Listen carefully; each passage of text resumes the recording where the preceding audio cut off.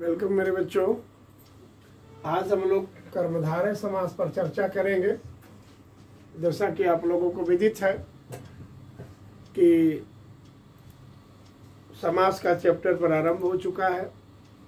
अव्ययी भाव समास का वीडियो बन चुका है, अपलोड हो चुका है। आज दूसरे स्तर पर हम लोग आएंगे कर्मधारय समास पर।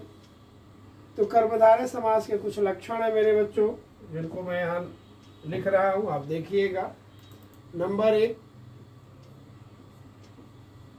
यह उत्तर पद प्रधान समास है। यह उत्तर पद प्रधान समास है। दूसरा, इनका जो सूत्र है वो कुछ इस तरह से है कि विशेषण विशेष्य कर्मधारय।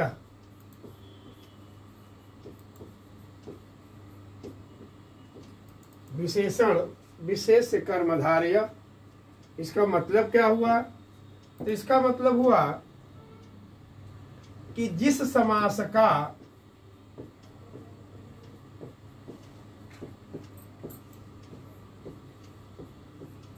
एक पद विशेषण हो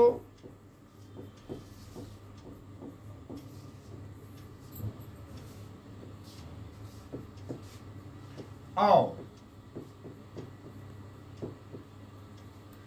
दूसरा पद विशेष्य हो।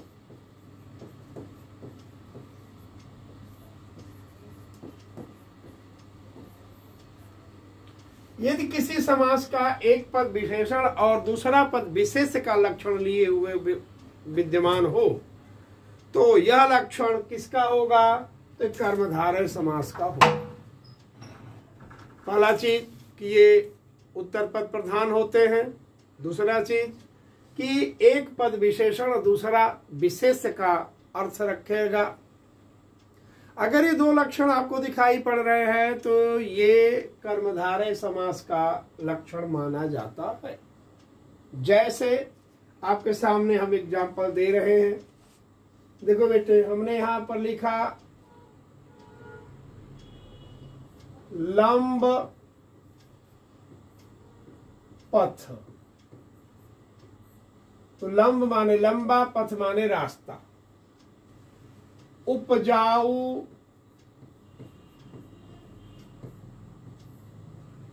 भूमि। भूमि कैसी है? उपजाऊ है। अच्छे लोग। लोग कैसे हैं? अच्छे हैं। एक पद दूसरे पद की विशेषता बता रहा है।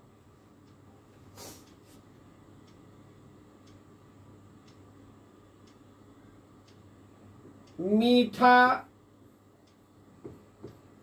फल। विशेषण विशेष देखिए अभी। अब यहां पर ये जितने एग्जाम्पल्स देख रहे हैं तो एक में इसमें विशेष है, दूसरा इसमें क्या है? विशेषण है। तो जहां विशेषण विशेष का संबंध दिखाई पड़े वहां कर्मधारय समास का विधान माना जाता है। ठीक बच्चों, अब अगर हम यहां पर करें प्रभात बेला,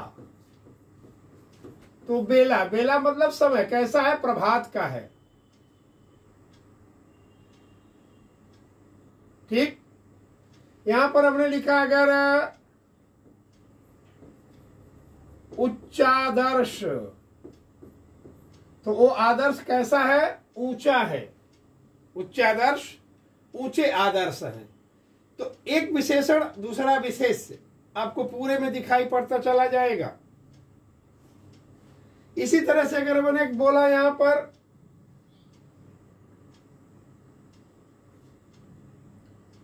स्थूल काय। तो काया कैसी है? स्थूल है, भारी भरकम है, मोटी तगड़ी है। कृश, कृशकाय यानी शरीर कैसी है? पतली दुबली है। कनक छरी,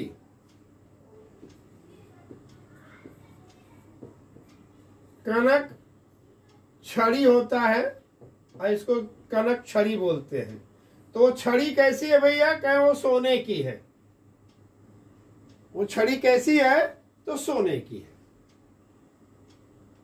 अब इसी में हम आपको एक चीज और बता दें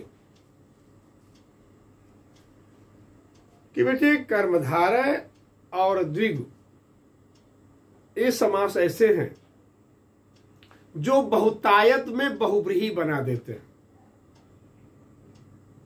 वैसे हम यहां पर एक चीज लिख दे रहे हैं, उसे आप नोट कर लीजिए। ये हर समास में लागू होगा। ठीक है, मैं यहां पर एक नोट लिख रहा हूं, उसे आप लोग भी लिख लीजिएगा, क्योंकि ये हर समास में लागू होने वाला है। वो क्या है? देखिए कि यदि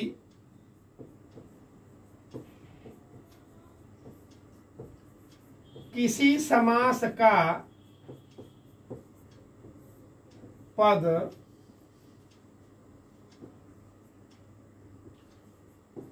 पर्यायवाची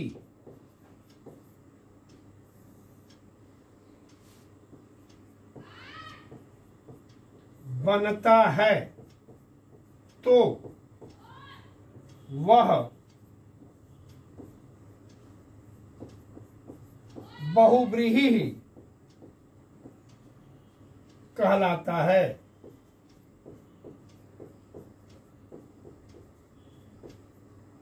इसे आप नोट कर लीजिएगा कि किसी भी समास का कोई पद यदि किसी अन्य संज्ञा का पर्यायवाची बन जाए, वो चाहे किसी भी समास का हो,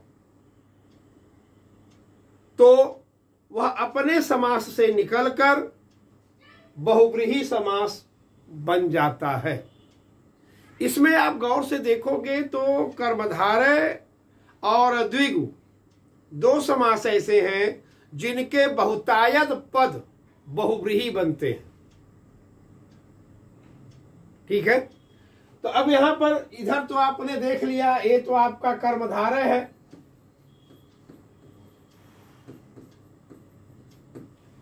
और हम इधर बहुव्रीहि, इसी का बहुव्रीहि आपके सामने दिखा रहे हैं।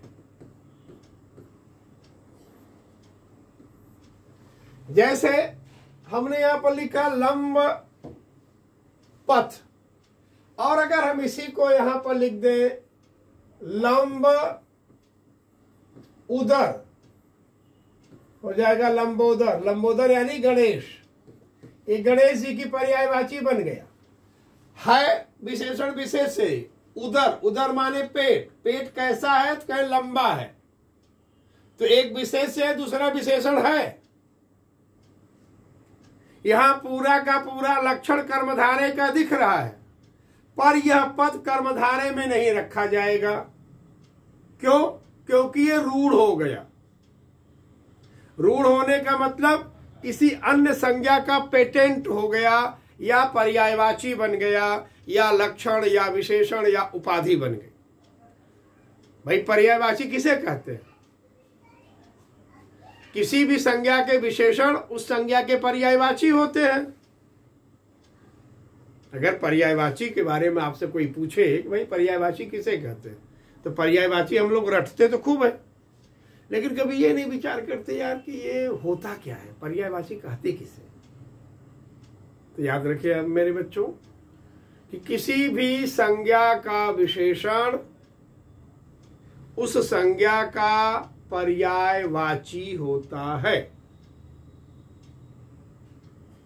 ठीक, तो अगर किसी संज्ञा का विशेषण उसका पर्यायवाची होता है, तो जो पर्यायवाची बनेगा वो किसी एक संज्ञा के लिए पेटेंट हो जाएगा, और जब ही पेटेंट होगा, ठीक, वो रूढ़ हो जाएगा, बहुव्रीहि बन जाएगा। ठीक है ना। अब यहां पर देखिए लंब उदर, लंबा पेट लक्षण कर्मधारय का है, लेकिन ये पेटेंट हो जाने के कारण या पर्यायवाची बनने के कारण गणेश जी का पर्यायवाची बन गया और ये बहुव्रीहि में माना जाएगा। ठीक है। उसी तरह से अगर हम यहां पर करो मरु स्थल, अब इसको देखो कि मरुस्थल, मरुस्थल का मतलब रेगिस्तान हो गया या मरुभूमि।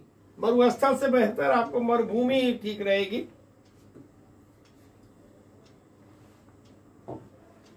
मरुभूमि,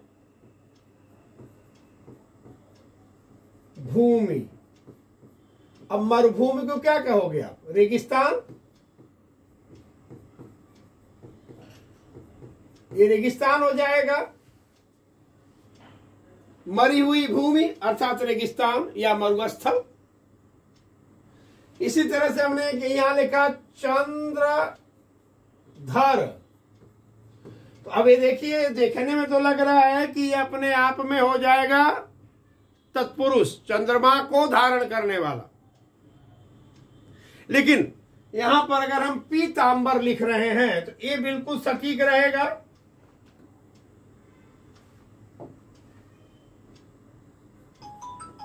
पीतांबर, अब यहां पीतांबर किसका हो गया? कि एक कृष्ण का हो गया, एक कृष्ण की पर्यायवाची बन गई। ठीक। तो ऐसे बहुत सारे शब्द जो किसी संज्ञा का पेटेंट बन जाते हैं तो वो अपने समास से निकल करके वो बहुव्रीहि के कोट में आ जाते हैं। ठीक बच्चों, उसको ध्यान रखिएगा। बहुव्रीहि कैसे बनेगा, कर्मधारय के लक्षण क्या है, कर्मधारय का स्वरूप आपके सामने कैसे है। ठीक है। तो ये हमारा एक समास, कर्मधारय समास, ये पूरा हुआ। इसके लक्षण आपके सामने हैं, सूत्र आपके सामने है, पद प्रधानता इसका आपके सामने है। अब हम लोग आगे चलते हैं द्विगु समास पर। दूसरा चैप्टर क्या उठाएंगे हम? द्विगु समास। देखो मेरे बच्चों, द्विगु समास, इसके भी लक्षण को हम लोग एक बार जिक्र में ले लें। पहला इनका लक्षण क्या है? ये उत्तर पद प्रधान है, उत्तर पद प्रधान है।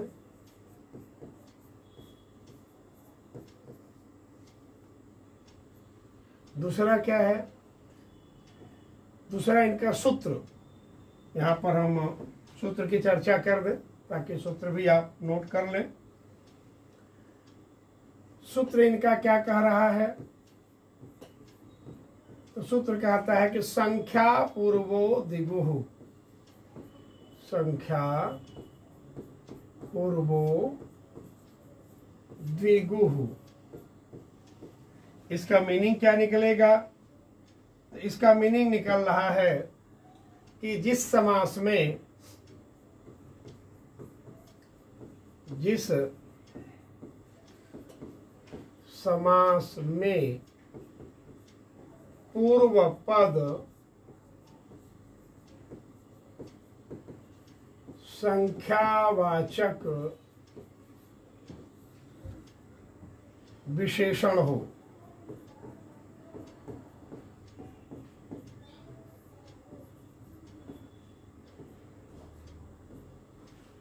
जिस समास में पूर्व पद संख्यावाचक विशेषण हो, क्या कहलाएगा? संख्या पूर्वो दिगुः। ये इसके लक्षण है। ठीक। अब इनके एग्जाम्पल्स के लिए हम लोग चर्चा करते हैं। आपको मैं बताया था कि द्विगु और कर्मधारय दोनों ही बहुव्रीहि का निर्माण करते हैं। द्विगु और कर्मधारय दोनों बहुव्रीहि का निर्माण करते हैं। तो आइए देखते हैं यहाँ कैसे बन रहा है। तो हमने यहाँ पर द्विगु दिखा दिया, ये द्विगु समास है। द्विगु समास में हमने जैसे मान लो कि यहां पर लिखा एकल जीवन। जीवन कैसा है? एकल है, इकलौता।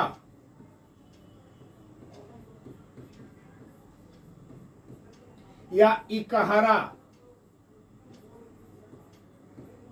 या एकांकी। एकांगी भी आप कर सकते हैं, एकांगी। दुबे या द्विवेदी।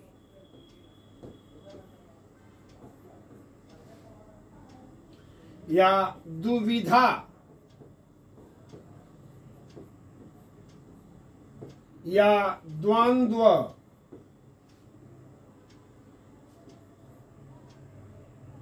त्रिपाठी, तिराहा, त्रिकोण,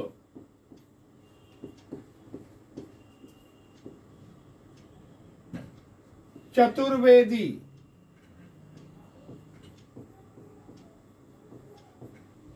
चौराहा,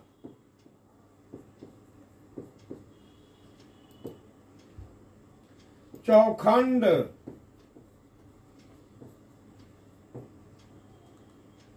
पंचायत, पंचमेल। इस सब में आप देखेंगे तो इसका एक पद आपको पहला पद संख्यावाचक दिख रहा हो। इसी तरह से सैकड़ों बनाते चले जाइए। हम एक संख्या से शुरू किए हैं, 5 तक आए हैं। आप एक संख्या से शुरू करके 100वें संख्या तक जा सकते हैं। सब में कोई न कोई विशेषण मिल जाएगा। ठीक है। अब यहीं पर अगर हम देखें तो इस द्विग की जगह बहुव्रीहि कैसे बनाएंगे हम इसको?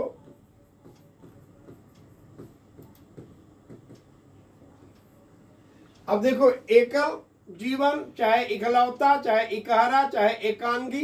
अब यहां पर अगर हमने कर दिया एक दंत, तो अब एक गणेश की पर्यायवाची बन गया। हाँ, यही लक्षण जो द्विग का लक्षण है वही लक्षण इस पद का है, लेकिन ये पद पर्याय क्या हो गया? रूढ़ हो गया, पेटेंट हो गया, अब पर्यायवाची बन गया। इसी तरह से अगर हम 2 वाले में देख ले तो हमने यहां लिख दिया द्विज।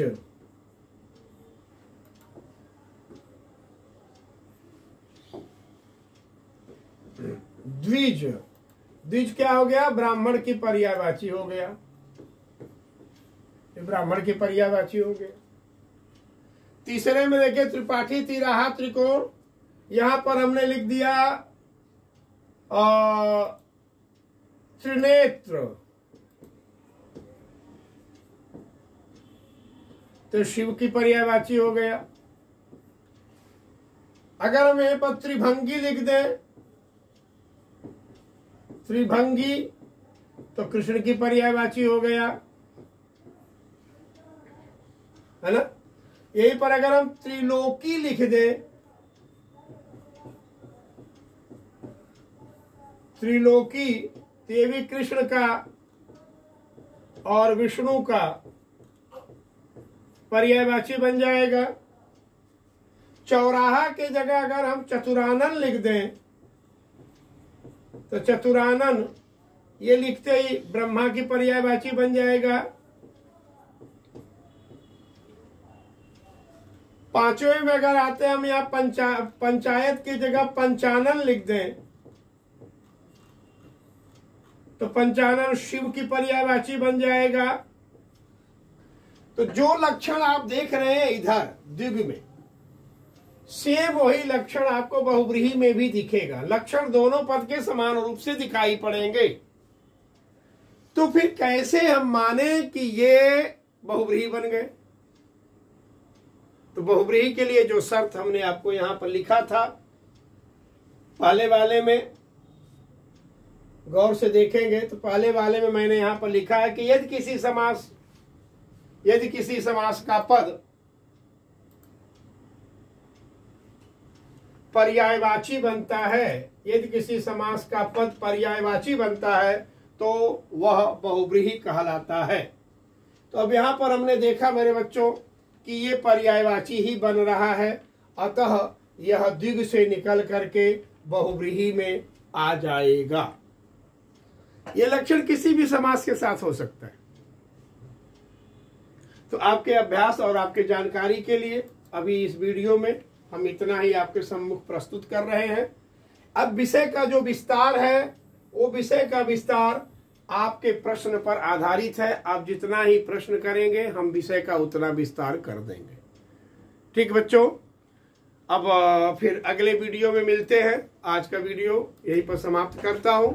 तब तक के लिए बहुत बहुत आप लोगों का धन्यवाद।